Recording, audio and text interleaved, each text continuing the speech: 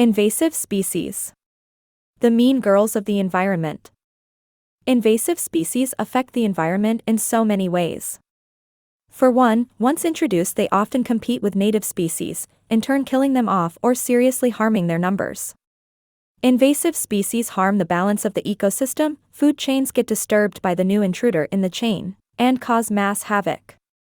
Depending on the specific invasive species, they can have either a top-down effect, a bottom-up effect, or both.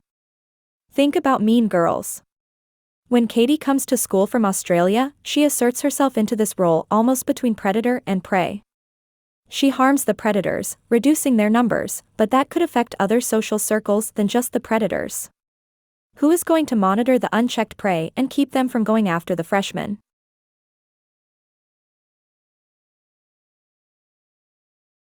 Additionally, she harms the prey. If she harms the prey, what will the predators torment to make themselves feel better? In that same idea, Katie threatens resources that are other trophic levels, limiting resources. This destroys their ability to sustain their populations and threatens local species. So maybe Regina wasn't all wrong after all. They can also hurt our pockets since our local ecosystem often brings in tourism or food supply, which would be interrupted by these new species. Tots not cool. Burmese pythons.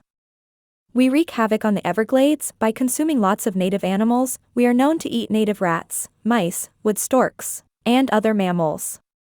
If we grow large enough, we will also consume American alligators, deer, and even bobcats. In a 2012 study, populations of raccoons had dropped 99.3%, possums 98.9%, and bobcats 87.5% since 1997. Marsh rabbits, cottontail rabbits, and foxes effectively disappeared. USGS.gov. Green iguanas. Although iguanas have become a staple of South Florida, we aren't meant to be there. We were first introduced in the 1960s and have since spread like wildfire. The biggest problems we have created are damaging the landscape, both natural and residential, as well as transmitting salmonella.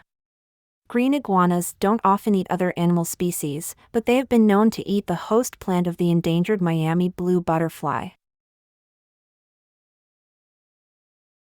Lionfish. One of the worst invasive species for Florida's ecosystem, they have next to no predators due to their poisonous spines.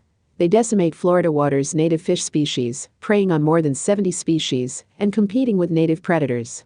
Lionfish like to prey on herbivorous fish. The fish they feed on eat the algae in the sea, therefore removing these from the environment causes an overgrowth of algae. Algal overgrowth causes numerous problems. Too many algae block the sunlight from aquatic plants, which creates dead zones and algae blooms. Lionfish were introduced in 1985 as a part of the pet trade and were released into the environment, where they have only exponentially increased in number every year.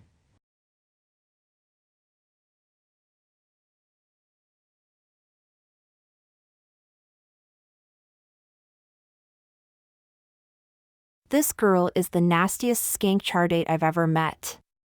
Do not trust her, she is a fugly fish. Thanks for watching.